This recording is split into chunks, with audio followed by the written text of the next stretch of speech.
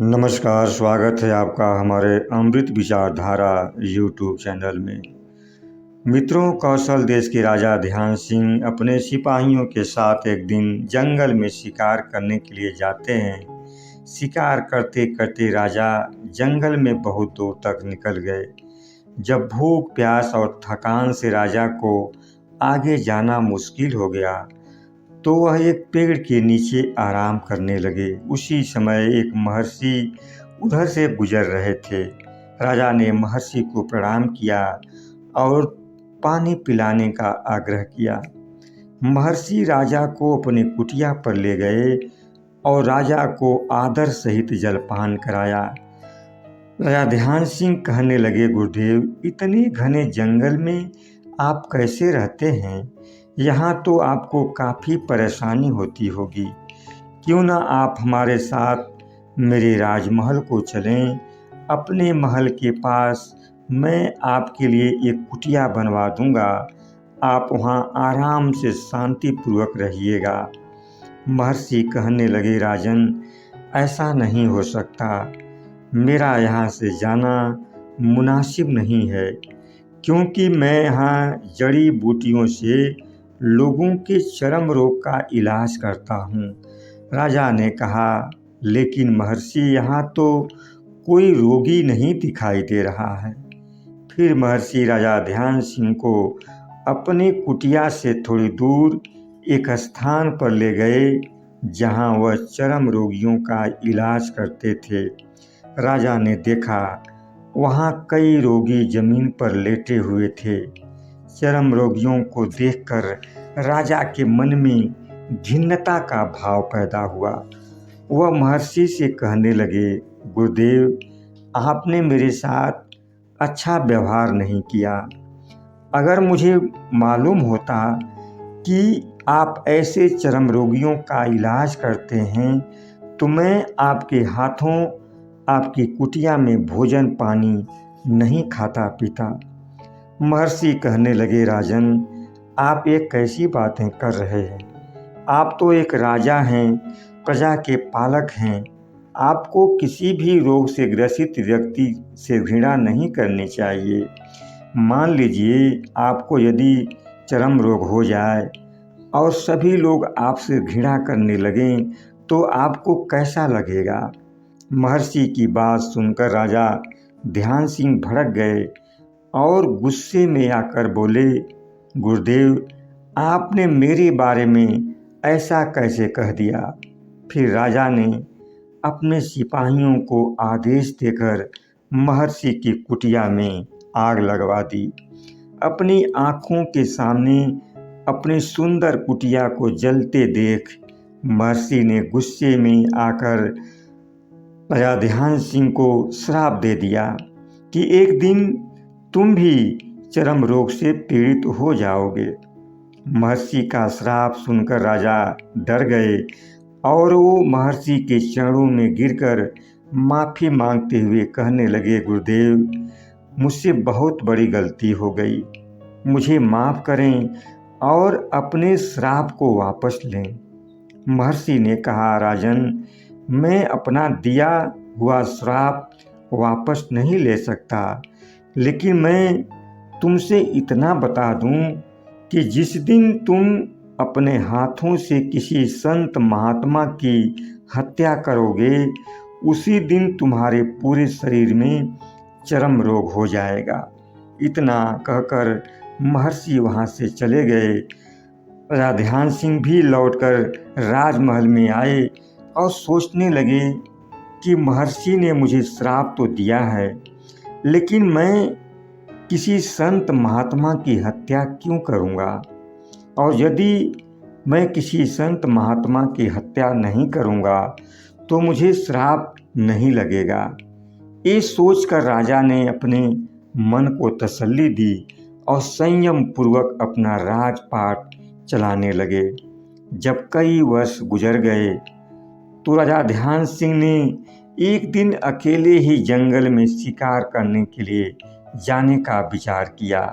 जंगल में जाकर वो एक हिरण का पीछा करते हुए काफ़ी दूर निकल गए। अचानक राजा को जंगल के बीचों बीच एक सुंदर महल दिखाई दिया। राजा को बड़ा आश्चर्य हुआ। वो सोचने लगे कि इतने घने जंगल के बीच ये महल किसने बनवाया। उसी समय एक नवयुवती अपने हाथों में फूलों की कुछ पंखुड़ियां लिए सामने से आती हुई दिखाई दी। जब वह सुंदरी राजा के करीब आई तो राजा ने सवाल किया कि सुंदरी, आप कौन हैं और इतने भयानक जंगल में आप क्या कर रही हैं। उस सुंदर युवती ने कहा, मैं सिंघल देश के राजा वीर सिंह की बेटी हूँ। मेरा नाम मोहिनी है। लेकिन आप अपने बारे में भी तो बताएं कि आप कौन हैं। राजा ध्यान सिंह ने कहा, मैं कौशल देश का राजा हूँ और यहाँ जंगल में शिकार करने के लिए आया हूँ। लेकिन सुंदरी, आपने ये नहीं बताया कि आप यहाँ अकेले जंगल में क्यों रहती हैं। उस नवयुवती ने कहा, ये महल मेरे पिता ने बनवाया है। जब वह जंगल में शिकार करने के लिए आते हैं तो इसी महल में ठहरते हैं। फिलहाल मैं यहाँ अपनी दासियों के साथ रहती हूँ और मैं यहाँ अपने लिए सुयोग्य वर की तलाश में आई हूँ, क्योंकि मैं जानती हूँ कि यहाँ जंगल में एक से बढ़कर एक राजा महाराजा शिकार करने के लिए आते हैं। राजा ध्यान सिंह ने कहा, तो क्या अभी तक तुम्हें अपने मन योग्य वर नहीं मिला। उस सुंदर युवती ने कहा, अभी तक तो नहीं मिला, लेकिन आज मिल जाएगा। राजा ने चौंकते हुए पूछा, तो क्या आज कोई यहाँ आने वाला है। मोहिनी ने कहा, आने वाला नहीं है, बल्कि आ चुका है और मेरे सामने खड़ा है। मोहिनी की बात सुनकर राजा ध्यान सिंह मन ही मन मुस्कुराए। मुस्कुराते हुए बोले, तो क्या तुम मुझसे शादी करना चाहती हो। मोहिनी ने अपनी नज़रें झुकाकर हाँ में सर हिलाया और वह राजा ध्यान सिंह को अपने महल के अंदर ले गई। उसने उनका सेवा सत्कार किया। फिर राजा ध्यान सिंह मोहिनी को लेकर के अपने राजमहल में आए और बड़ी धूमधाम के साथ अपनी शादी रचाई। शादी के बाद राजा ध्यान सिंह ने अपनी पत्नी मोहिनी से पूछा कि बोलो, तुम्हें मुंह दिखाई में मैं क्या दूं। मोहिनी ने कहा, महाराज, आप मेरे लिए इस राजमहल से भी सुंदर अलग एक महल बनवा कर दीजिए। राजा ध्यान सिंह ने अपनी दुल्हन को तोहफे में देने के लिए एक आलीशान महल बनाने का हुक्म अपने मंत्री को दे दिया। 1 वर्ष के बाद एक भव्य महल बनकर तैयार हुआ। राजमहल में गृह प्रवेश के लिए राजा ने हवन आदि का प्रबंध किया। उस यज्ञ में शामिल होने के लिए सैकड़ों संत महात्मा बुलाए गए। राजा ध्यान सिंह की पत्नी जब पूजा में शामिल होने के लिए आईं तो एक संत एकटक रानी को निहारने लगे। राजा ने जब उस संत से कहा कि एक बैरागी आदमी को एक सुंदर स्त्री को इस तरह निहारना शोभा नहीं देता है। वह साधु कहने लगे, राजन, आपकी रानी साहिबा इतनी सुंदर हैं कि कोई भी इन्हें बार बार देखना चाहेगा। उस साधु की बात सुनकर राजा गुस्से से पागल हो गए और उन्होंने तुरंत अपने म्यान से तलवार निकाली और उस साधु का सिर धड़ से अलग कर दिया। पूरे पंडाल में हाहाकार मच गया। सभी संत महात्मा अपने स्थान से उठकर खड़े हो गए और यज्ञ को अधूरा छोड़कर वहाँ से चले गए। रानी मोहिनी भी कहने लगी कि आपने ये क्या कर दिया। दूसरे दिन राजा जब भोर में उठे तो उन्होंने देखा कि उनका पूरा शरीर चर्म रोग से ग्रसित हो गया था। राजा को महर्षि का दिया हुआ श्राप याद आ गया।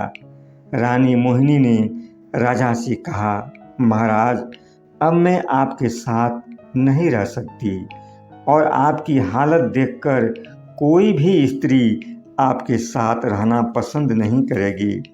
मैं भी अब दोबारा उसी जंगल में अपने महल में रहूँगी, महल में जाकर रहूँगी और अपने लिए किसी नए वर की तलाश करूँगी। राजा ने कहा, यह सब कुछ मैंने तुम्हारे लिए ही किया और अब तुम ही मुझे छोड़कर जा रही हो। बहुत मिन्नत करने के बाद भी रानी मोहिनी नहीं मानी और वह वापस चली गई। अब राजा अपने रोग से पीड़ित होकर अपने कमरे में ही पड़े रहते। मारे शर्म के मारे वह राज दरबार में भी नहीं आते। कुछ दिन गुजरने के बाद जब यह बात महर्षि को मालूम हुई कि राजा ध्यान सिंह चरम रोग से पीड़ित हो चुके हैं, तो एक दिन वह राजा के महल में आए। उनको देखते ही राजा उनके चरणों में गिर पड़े और कहने लगे, गुरुदेव, ऐसी ज़िंदगी मैं नहीं जी सकता, आप मेरी सहायता करें। महर्षि ने कहा, राजन, आप चिंता ना करें, आप पूरी तरह से ठीक हो जाएंगे। फिर महर्षि ने राजा का इलाज जड़ी बूटियों से करना शुरू कर दिया। कुछ ही दिनों में राजा पूरी तरह से ठीक हो गए। राजा के मन से ऐसे रोगियों के प्रति घृणा का भाव पूरी तरह खत्म हो चुका था। राजा को समझ में आ चुका था कि जब कोई इंसान किसी रोग से ग्रसित होता है तो उसे दवा के साथ साथ लोगों की सहानुभूति और प्रेम की भी ज़रूरत होती है। राजा ने महर्षि से कहा, गुरुदेव, मैं चाहता हूँ कि अपने राज्य में एक ऐसे दवा घर का निर्माण करवाऊँ जहाँ पर मनुष्य के सभी प्रकार के रोगों का उपचार हो, गंभीर रोगियों की रहने की पूरी व्यवस्था हो और सब कुछ पूरी तरह से बिल्कुल निःशुल्क हो और पूरे दवाघर का कामकाज, पूरे दवाघर की बागडोर आपके हाथों में हो। फिर राजा ने महर्षि के साथ मिलकर के एक बहुत बड़े दवाघर का निर्माण करवाया। मुझे उम्मीद है कि ये कहानी आपको ज़रूर पसंद आएगी। वीडियो को लाइक और सब्सक्राइब ज़रूर किया करें। बहुत बहुत धन्यवाद।